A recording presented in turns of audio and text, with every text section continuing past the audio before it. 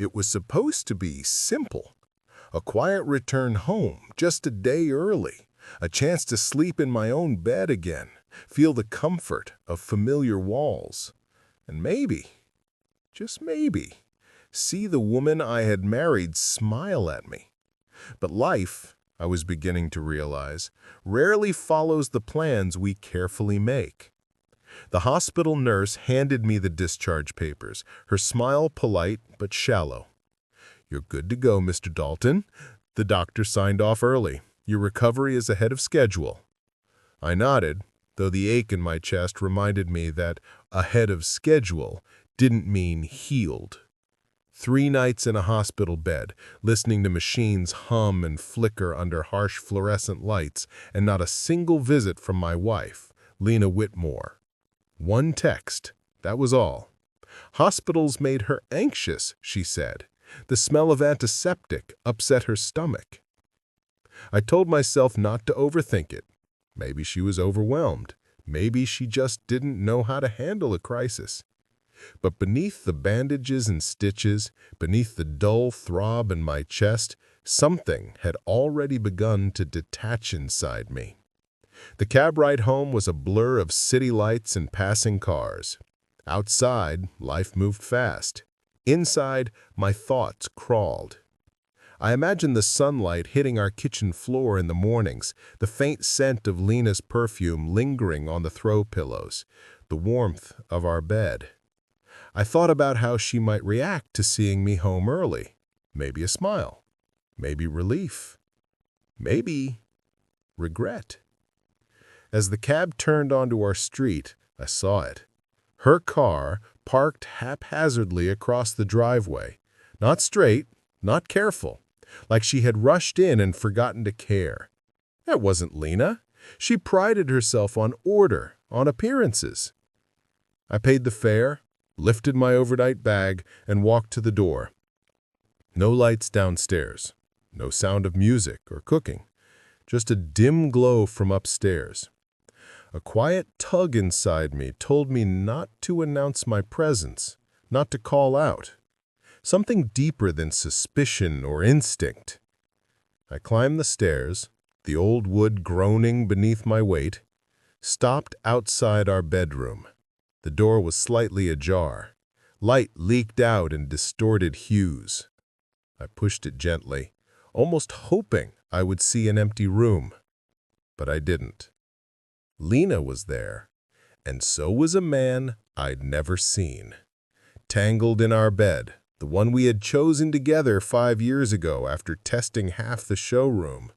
She laughed, a light, breathless laugh, and it cut through me sharper than any blade. Sheets half draped over them, my pillow tossed aside. Their intimacy displayed casually, confidently.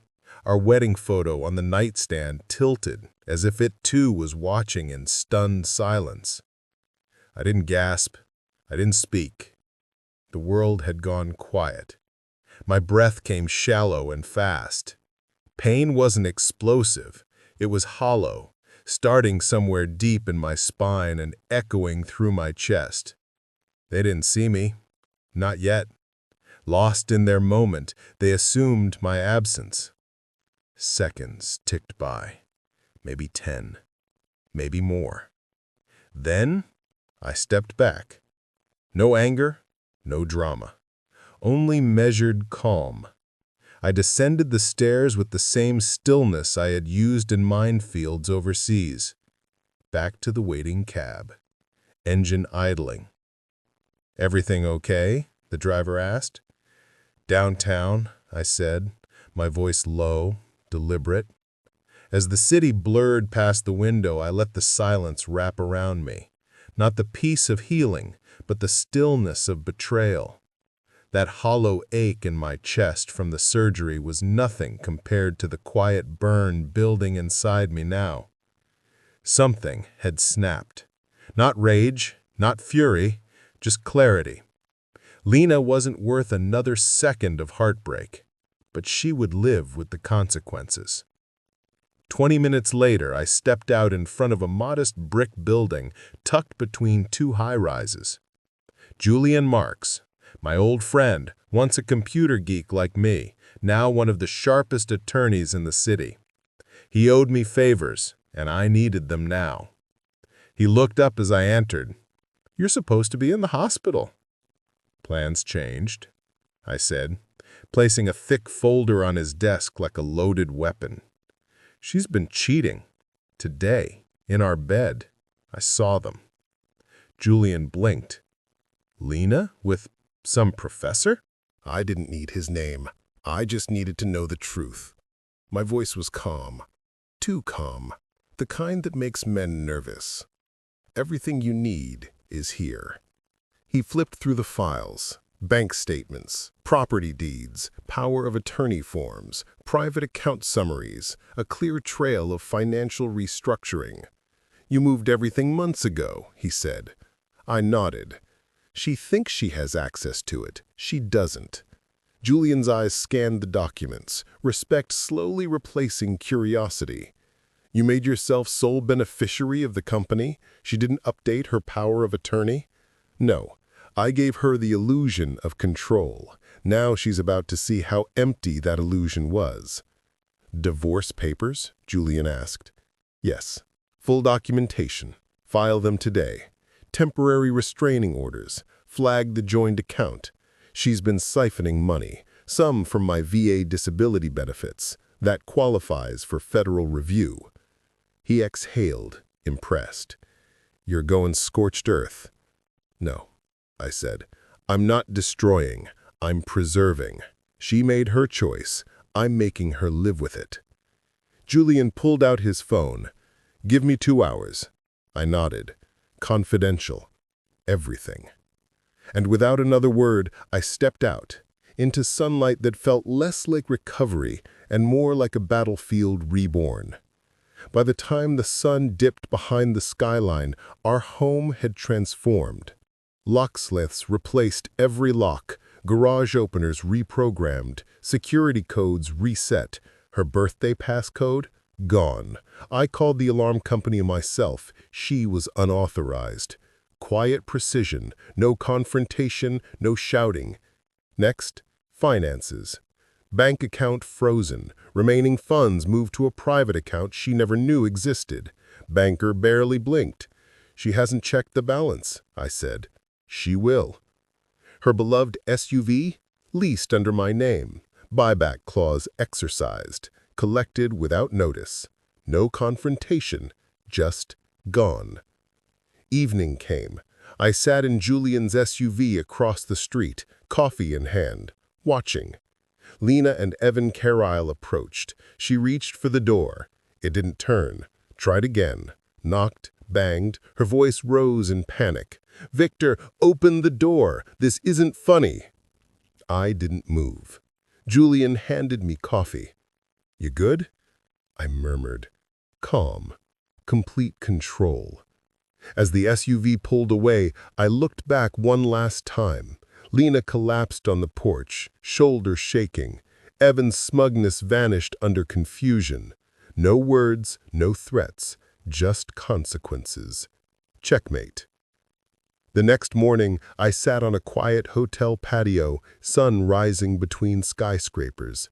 Phones buzzed. 10 missed calls from Lena, 5 unknown numbers, 1 voicemail. I didn't listen. I knew what she'd say. Excuses, confusion, fake concern. I had no interest. Instead, I logged into Julian's secure client portal. Divorce papers filed. Temporary restraining order in place.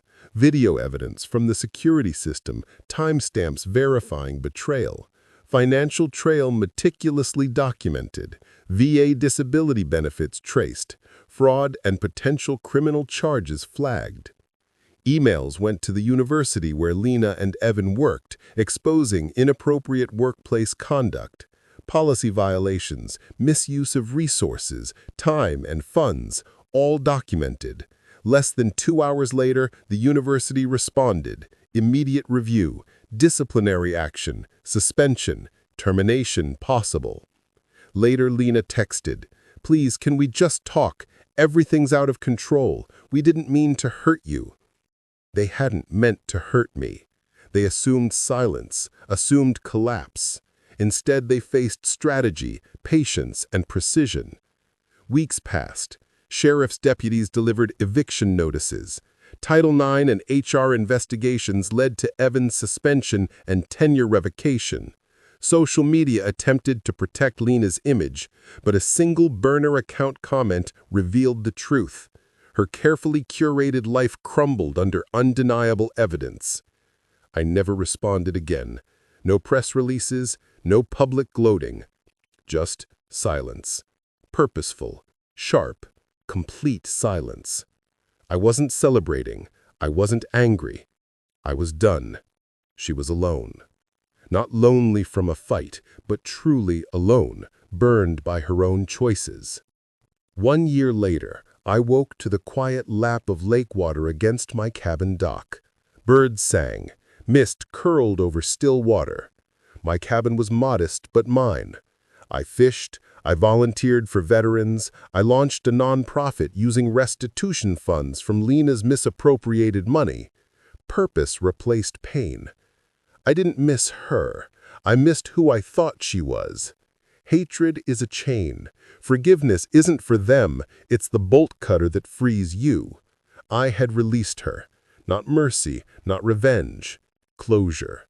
True, undeniable, complete closure. Silence became my loudest victory. Strategy became my peace. Walking away without looking back became my freedom. Healing doesn't require apology. Closure doesn't require them. It requires you. Victor Dalton's story proves it. Some betrayals aren't meant for confrontation. They are meant for consequences. And some victories are silent.